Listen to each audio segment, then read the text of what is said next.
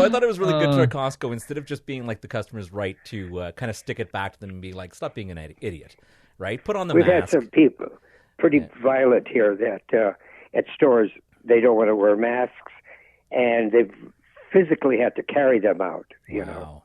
Oh, you know, I understand. It is a right not to. If you want to, roll the dice and see if you contract it, then that's fine. But don't put other people at risk. And that's what people don't see. It's like, put on the mask for other people, because if you do have it, other people don't want it. So, but that's no different. That's no different than saying, like, I respect your right to speed on the highway, right? There's rules in place for a reason. It's to protect others. Yeah. Yeah. There's speed limits. Yeah. Yeah, exactly. Yeah, so that's crazy. But I mean, I say kudos to Costco to not just accept it and be political about it and just say, no, forget it. Well, we've had 85,000 people die in the U.S. You know, that's a lot of people. It is. Yeah. Yeah, our numbers haven't nearly been as high up in Canada, but it's still... No, I mean, that's like almost twice the Vietnam War. Yeah. And that took 6-7 years, you know. So for all that to happen in a matter of months is pretty crazy. It is. Yeah. You know, but people want to get back and they need work. You know, the economy here is terrible now. It's true. Yeah. It's a crazy thing. It's really, really a very unfortunate virus. Yeah. You know. Well, nobody could see it coming, right? With the amount of technology we had today, I mean, who's to say that we'd have to worry about such things as pandemics? You know, Well, there were a few. Yeah. There were a few scientists that said this was coming, and there were some warnings, and they were ignored because, they're bad warnings. Yeah. It's bad for business. And then it gets political. It gets very political here. For sure. Yeah. So. Exactly. But on the brighter side of things, Joe, let's talk about you today.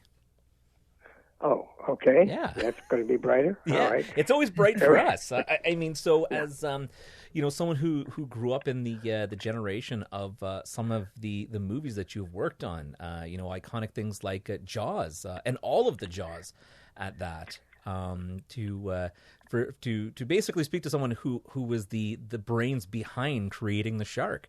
And we were kind of chatting before the show started, and how you were saying sculpting was something that you enjoyed doing, and that you kind of sculpted an original model of the shark before Jaws kind of came to life. Yeah, well, that was the evolution of it. Mm-hmm. But briefly talking about my period of time in the movie business, because I started in the 50s, mm-hmm. you have to realize it was the studio system.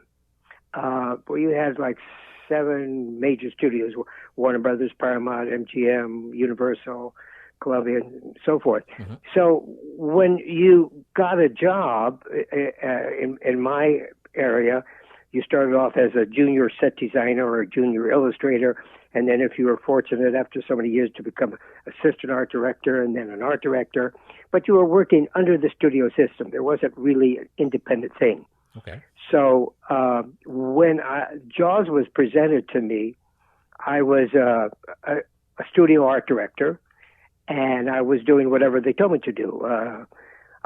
Probably the biggest thing I did was Night Gallery. I did 3 seasons of Night Gallery, mm-hmm. Rod Serling. So you're there, and whatever they present, you do. A small movie, the more experienced, older guys did bigger movies. And so that's sort of the groundwork. I was fortunate to work as an assistant with Alfred Hitchcock, a picture called Torn Curtain, and then so you just go that way. Mm-hmm.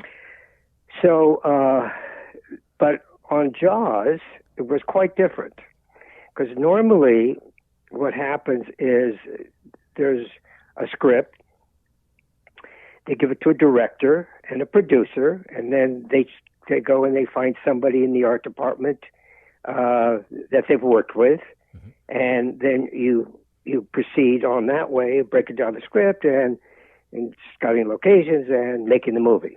Yeah.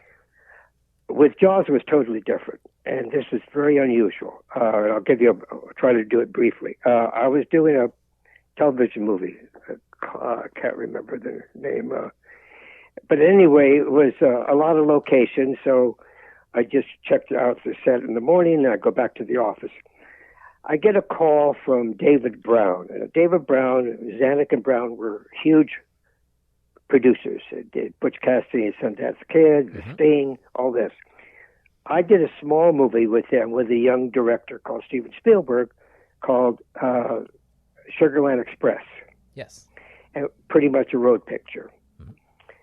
So David called me, and he said, my wife, Helen Gully Brown, who was the editor of Cosmopolitan magazine at the time, she said she just read this galley sheets of this book called Jaws, and she thinks it might make a pretty good movie.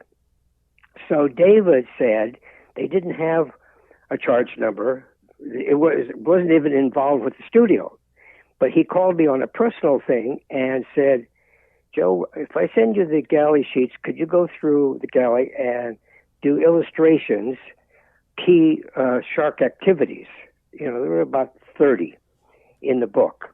Okay. And so I talked to my head of the department, and he knew Zanuck and Brown were a big guy. He said, Joe, just do it. Don't tell anybody. You're going to get charged for doing the television movie. So basically, I did about 30 11 by 16 charcoal drawings of the shark. And in fact, I sell copies of those on my website, still have them. Anyway, so that's how that started. Now, Stephen wasn't on the movie. They were talking to some other guy about doing the movie, if they were going to do the movie, but he kept calling it a whale, and they didn't like him. So I would go over to Stephen's. He had a cabana there, and I'd say, boy, you know, I think you do, you know, you like to do this movie. It'd be great if you did it, and blah, blah, blah.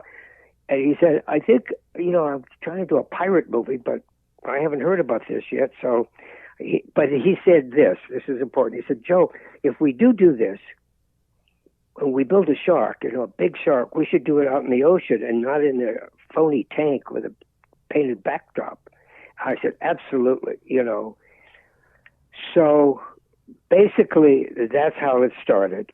And then there was a meeting. Marshall Green was the head of production of Universal. Mm-hmm. And he called for a meeting. I remember exactly having it down October 3rd, 1973. And they had all the department heads. Head of,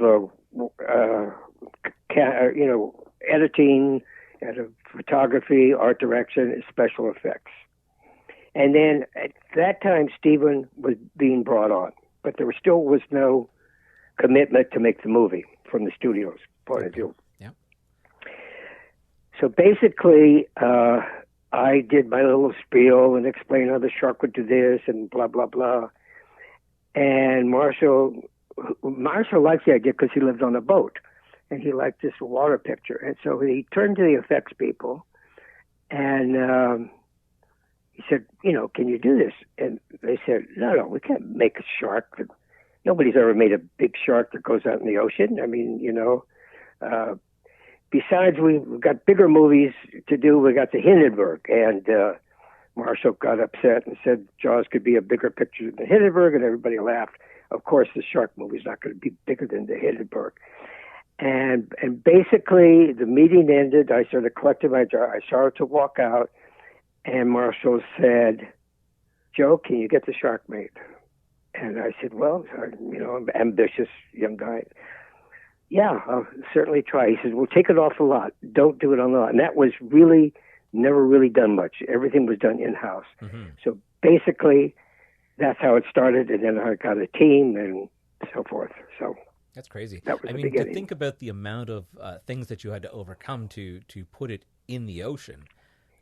You know, the wear and tear that it would happen on the shark, but also something to be able to keep it steady and to let me tell you, the wear and tear is, first of all, we have, salt water. Yeah.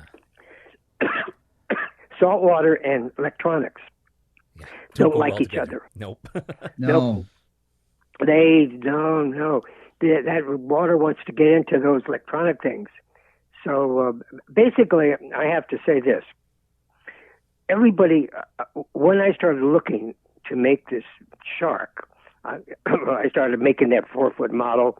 I got an ichthyologist to find out what a Carcharodon carcharias really was and how they moved and all that. and what size it should be.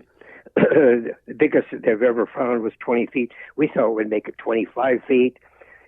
Anyway, but everybody at Disney said they could make it, but they wouldn't take it to the ocean. Joe Lombardi, who did The Godfather, he said, Joe, I don't know, I can't do it now, but it would take a year and a half to make it. Everybody told me it would take a year and a half to make it, and to test it, to see how it's going to work in the water. So basically, when we started, I got Bob Matty, finally, who had done the Giant Squid and 20,000 Leagues Under the Sea, and I put together a team, really, people that knew, like Roy Arbor, knew all the new plastics and stuff for the skin and electronics and stuff. Anyway, so that would be probably end of 73. Probably November, we would start getting a place to start building the shark and taking my 4-foot shark and making it 25 feet. When the book came out, are you guys there? Did I lose you? Nope, we're here. No, still here. Okay, I heard a buzzing. When the book came out in February 74, it was such a big hit. The studio said, we got to start shooting this movie in 2 months. Wow. And I said, wait a minute, where's my year and a half to make the shark? No, we got to start making this. And Stephen talked him into another month. So instead of April, May, they wanted to. And I'm thinking, well, how the heck are we going to get the shark? We need 3 can sharks. And 6 bags.